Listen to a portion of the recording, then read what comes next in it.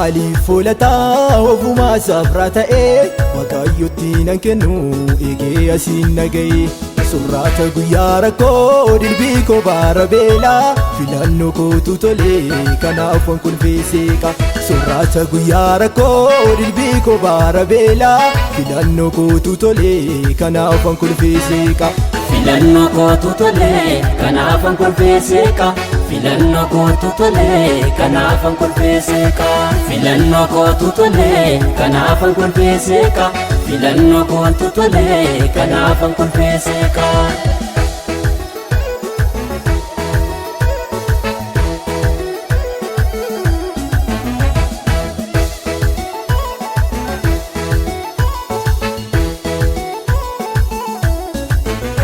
Qabeenya laala biyyi sarraa darbee laalan gunfoo ifu jireenya kooti minniitti galeera kooluu an himamu Kattaa koddoo dhokannaa gulgaa kon keessa lixu Yesuusi duubaaf dura koo goree na oofarkaana qabee kakuutti Qabeenya laala biyyi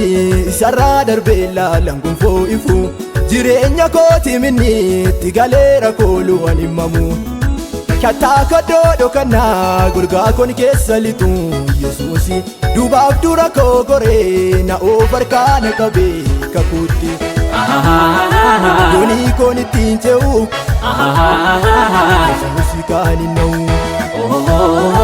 Anaaf ta'ee gaaddisaa Isaatu naa guddisaa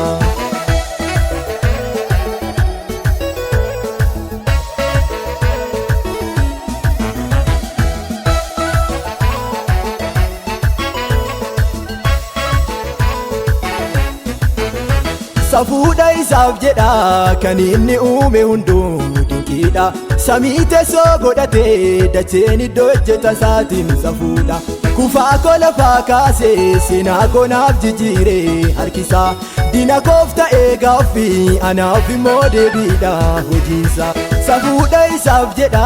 kan inni uume hunduu dinqiidha Samii teessoo godhatee dacheen iddoo hojjeta isaatiin safuudha Kufaa koo lafaa kaasee seenaa koo naaf jijjiiree harkisaa Diina koof ta'ee gaaffii anaaf immoo deebiidha hojiinsa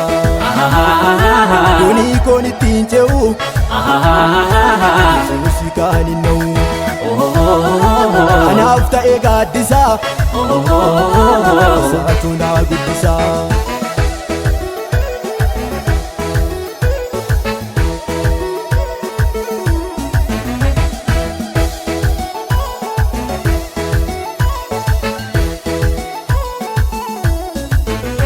Galaana gargariree gaarota dirree godha humnisaa Leenca isaa filaabboome nama isaa bulchee beeka harkisaa Ka'ee otoon tarreesse himeeyyuu ittiin ba'u gochasaa Darbaatameen gubannee na oolche harki gooftaa badiisaa Galaana gargariree gaarota dirree godha humnisaa Leenca isaa filaabboome nama isaa bulchee beeka harkisaa Ka'ee otoon tarreesse himeeyyuu ittiin ba'u gochaasaa Darbaatameen gubannee na oolche harki gooftaa badiisaa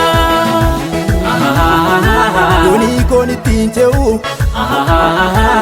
Yesuusi kaan hin na'u Anaaf ta'ee gaaddisaa Isaatu naa guddisaa